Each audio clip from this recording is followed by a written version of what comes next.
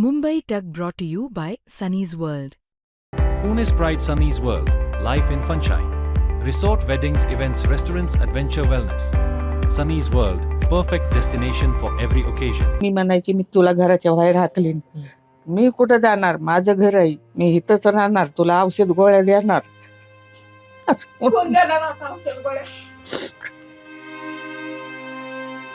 माझ्या भावाला वर्ष नाही झालेलं मेलेलं की हे दुसरं दुःख आहे.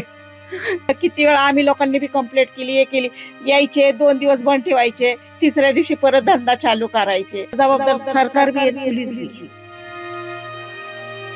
एवढ्या वस्तीमधले 12-13 लोक गेले, त्यांच्या घराचा कोणी विचार करायचा?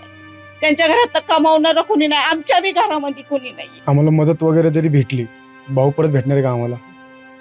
आम्हाला भाऊ पाहिजे. मदत जरी महापालिकेने दिली आम्हाला, तर 1 लाखाचं आम्ही करणार काय? आम्हाला संधी दिली एखादी नोकरी विकायची, आम्ही नोकरी करू शकतो. आम्हाला कष्टाचा पैसा पाहिजे. गावठी दारूमुळं, केमिकलयुक्त दारूमुळं अनेकांचा बळी जो आहे तो गेलेला आहे. आपल्यासोबत 28 वर्षीय अक्षय अवसरमल ची आई आहे. अक्षयचा जो आहे तो या घटनेमध्ये मृत्यू झालेला आहे. त्या दिवशी नेमकं काय घडलं होतं? काय नाही, असं जरा थोडस पिऊन आलता, प्यायला झोपला दिवसभर झोपला. 4-5 5:30ला उठला तर जेवल्यावर म्हणलं मला कसतरी व्हायला लागले, पायापासूनच म्हणले माझे पाय गेले म्हणला. आणि मग म्हणलं चल दवाखान्यात नेलं तर दुसऱ्या दवाखान्यात काही घटलं नाही. परत दुसऱ्या दवाखान्यात नेलं, ते म्हणले ताबडतोब वाईस म्हणलं कुठेतरी घेऊन जावं बोलले. मग तिथे घेऊन गेल्यावर तो गप्पच पडला. मग तिथे गेल्यावर जरा मग हातपाय गळाले म्हणला, माझे डोळे पण गेले म्हणला, डोळ्यात दिसाना म्हणलं. त्याच्यानंतर मी थांबले नाही, मी तसं म्हणलं थांबलेच नाही. मग मी घरी आले. मग हे पोरकं होतं. मग त्याच्यानंतर त्याच्यानंतर थांबलेच नाही. त्याला दारूचं व्यसन होतं. किती वर्षापासून होतं? किती वर्ष नव्हतं रे, वर्षच असं एवढं नव्हतं. कामाला जात होता ते. काय काम करत होत? येतो मला काम करायचं. कधी असायचं कधी नसायचं. 4 दिवस असायचं, 8 दिवस घरामध्ये असायचा. असं असायचं काम, जास्ती नव्हतं. परंतु आता मुलगाच गेलाय. आता पाठीमागे किती मुलं आहेत काय? हे ना काही 2च आहेत. अक्षय लहान होता की काय? सगळ्यात लहान होतं. काय आता शासनाला काय मागणी कराल, आवाहन कराल? आता बघा, आता काय आता काय करणार मी तरी? काय करणार? मी पण धुण्या भांड्याच काम करते मी पण. मग कोणाच्या जीवावर करणार मी? अक्षय काय काम करायचं? हे सेफ्टिंगचेच काम करत होता. बस. नंतर पण ते कामामुळे पण काय ना, पीच जरी होता पण त्याच्या आईला किंवा आजी घरामध्ये, पण ते थोडे का पैसे व्हायना, भले त्याचं ते पिऊन खाऊन खवायना, पण चालत होतं ना घरात मध्ये. तर ते मी काय म्हणते, शासनाने एक तर मेन गोष्ट की दारूचं तर हे बंद व्हायलाच पाहिजे. हे दारूचा मेन मुद्दा की त्यांनी हे, आणि पोलिसांनी हे पहिली तर ऍक्शन घेतली असती तर आतापर्यंत हे एवढे मृत्यू झालेच नसते. तर ह्यालाच जबाबदार तर पोलीस आहेच, की आज पोलिसांपर्यंत हप्ते गेले नसते. तर ह्याला जबाबदार सरकार बी आहे, पोलीस बी आहे.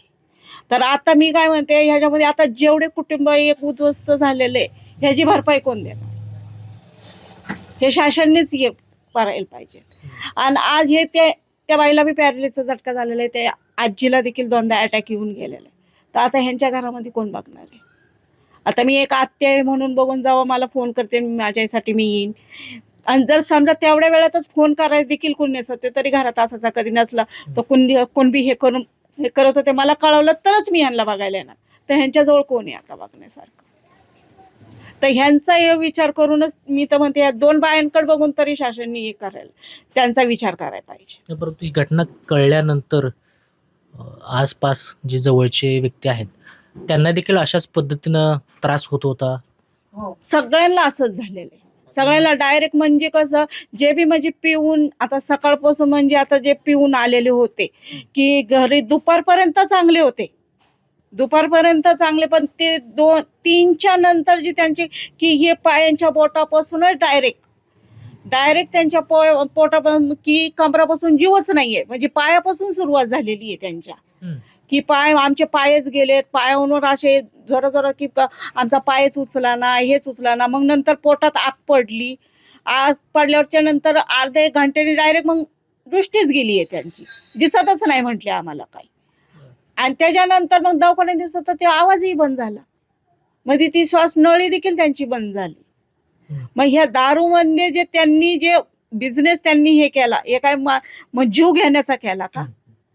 की तुम्ही जे बिझनेस करत होता, तुमचा व्यापार तुम्ही त्यातनं हे करत होते, पण हे तुम्ही डायरेक्ट म्हणजे हे कसं एक घात केल्यासारखं केला.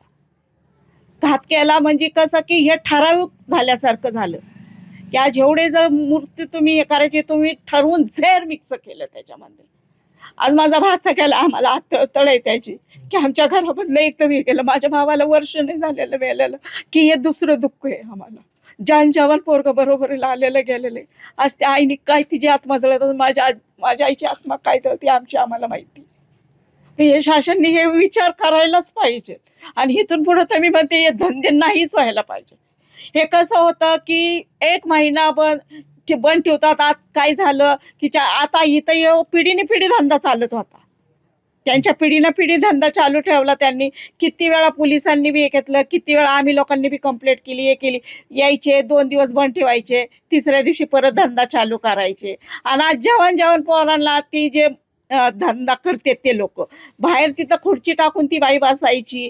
पोरांना जेवण पोरांना बोलवायचे. एकदा ते व्यसनाचे हारी गेले ना की त्या पोरांना हे नाही की पैसे, अरे पैसे नाही ना तुमच्याकडे, या नंतर द्या. मग तिथं 50 व्यसन लावायचं. मग हे व्यसन लावून तुम्ही तिथं 50 रुपये, तिथं तुम्ही 200-300 रुपये त्यांचे करायचे. माझ्या भाच्याला तर 3 वेळा त्या बाईच्या नवऱ्यानी मुलांनी घरात येऊन मारलेले. आम्ही कंप्लेंट देखील केलेली होती, पोलिसांनी देखील हे केलं. त्यांनी पैसे चालून पोलिसांनी देखील माझ्या भाच्याला घरात येऊन मारलेले. इथपर्यंत म्हणजे पोलीस त्यांच्या दबावाखाली राहिले. म्हणजे त्यांनी नागरिकांचा नाही विचार केला की हे नागरिक की आमच्याकडे कंप्लेंट आलेली, आपण त्याच्यावर ऍक्शन घ्यायची का, तर तिथनं त्यांना हत्या भेटत होते. म्हणजे जास्ती करून पोलिसांनी त्यांना साथ दिलेली. म्हणून मी तळतळीने सांगते की पोलिसांनी बी हे नाही करायला पाहिजे. आज तुम्हाला कशासाठी नेमलेलं आहे? तुम्ही पब्लिकसाठी आहेत. पब्लिकनी तुम्हाला नेमलेलं आहे, तुम्ही आमचे हे करा. कंप्लेंट आली तर त्याच्यावर ऍक्शन घ्या. ह्याच्यानी न्यू पिढी, आता एक माझा भाचा गेला, ह्याच्यानंतर अजून दुसरं कोण जाईन, अजून कोणाचं कुटुंब उद्ध्वस्त होईल. आज ते एका घरामधले 2 भाव गेले, त्यांच्या घरामध्ये कुणी नाही, छोटे छोटे बाळ आहेत. त्या बाईंनी काय करायचं? त्यांचा मी विचार आहे ना. आज हे किती कुटुंब होतं, आज एवढ्या वस्तीमधले 12-13 लोक गेले, त्यांच्या घराचा कोणी विचार करायचा आहे? त्यांच्या घरात तर कमावणारं कोणी नाही, आमच्या बी घरामध्ये कोणी नाहीये. दारू किती वाईट आहे आणि लोकांना काय आवाहन कराल तुम्ही? मी सगळ्यात जास्त लोकांना तर मी हे सांगू शकते की दारू ही सगळ्यात वाईट आहे आणि ही बंद व्हायलाच पाहिजे. आणि लोकांनी सगळ्याचा जागा व्हायला पाहिजे आणि याला बंदी आणलीच पाहिजे. ही नाहीच व्हायला पाहिजे. अक्षयचा भाऊ आपल्या सोबत आहे. महानगरपालिकेकडून 1 लाख रुपयाची मदत जाहीर केलेली आहे. आम्हाला मदत वगैरे जरी भेटली, भाऊ परत भेटणार आहे का आम्हाला? आम्हाला भाऊ पाहिजे. मदत जरी महापालिकेने दिली आम्हाला, ते 1 लाखाचं आम्ही करणार काय? आम्हाला संधी दिली एखादी नोकरी वगैरे काही, आम्ही नोकरी करू शकतो. आम्हाला कष्टाचा पैसा पाहिजे, हे नको पैसा आम्हाला. 1 लाखाने का होणार आहे? आम्ही 3 दिवस 3 महिने खाईन, 2 महिने खाईन, त्याच्यानंतर आम्हाला नोकरी द्या कोणाला तरी. माझ्या पाठशी भाऊ अजून, त्याला नोकरी द्या. आम्हाला नोकरी द्या. हा. आजी, काय नातवाच्या आठवणी काय आहेत?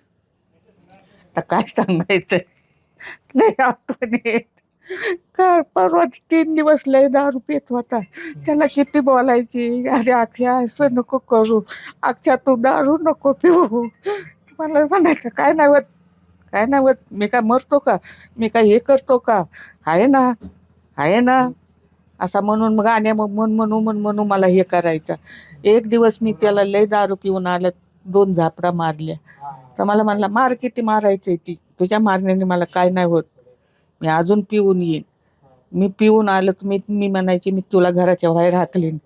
मी कुठं जाणार, माझं घर आहे, मी कुठं जाणार, मी इथंच राहणार, तुला औषध गोळ्या देणार.